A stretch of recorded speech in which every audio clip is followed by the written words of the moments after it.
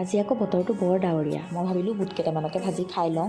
তেনেকুৱাতে আকৌ হাজবেণ্ডে ফোন কৰিছে যে মাংস লৈ গৈ আছোঁ। সেয়া মাংস তেওঁ আনি পালেহিয়ে। মাংসখিনি ধুই মেলি ল'লোঁ, তাৰ মাজতে আকৌ চাহ একাপো খাই ল'লোঁ। এতিয়া মাংসৰ কাৰণে এয়া গোটাই মেলি লৈছোঁ, মাংসখিনি বনাই আছোঁ। তাৰ মাজতে কিবাকিবি খোৱা মেলা হৈ আছে, বতৰ যিহেতু বৰষুণ পূৰা ঢালি আছে, খাই থকাই হয় আৰু। এয়া মাংস বনালোঁ এনেদৰে। মোৰ চিম্পুল তৰিকাত বনাই দিওঁ আৰু মাংসকণ। এনেকৈ মাংসকণ অকণমান ভাজি ল'লোঁ, তাৰপিছত পিঁয়াজ বিলাহী এইবিলাক গ্ৰেভি বনাই এনেকৈ বনাইছোঁ। তাৰপিছত মাংসখিনি দি ইয়াতে আলু অকণমান দি দিছোঁ। মাংসত যিহেতু আলু নিদিলে খাবলৈ বেয়া হয়, সেইকাৰণে আলুটো দি দিছোঁ আৰু। তাৰপিছত এনেকৈয়ে আৰু আজি আপোনালোকৰ লগত থালি এখন শ্বেয়াৰ কৰিলোঁ। চাই কেনেকুৱা পালে জনাব, আৰু ৰেচিপিটো লাগিলে জনাব মোক, মই দি দিম বাৰু ভালকৈ। এয়া মোৰ ভাতৰ কাঁহীখন ৰেডি হৈ গ'ল, চিম্পুল থালি, তাৰ লগতে বুটৰ অকণমান চাটনি আছিলে। এনেদৰে আজি আমি ভাতকেইটা খালোঁ।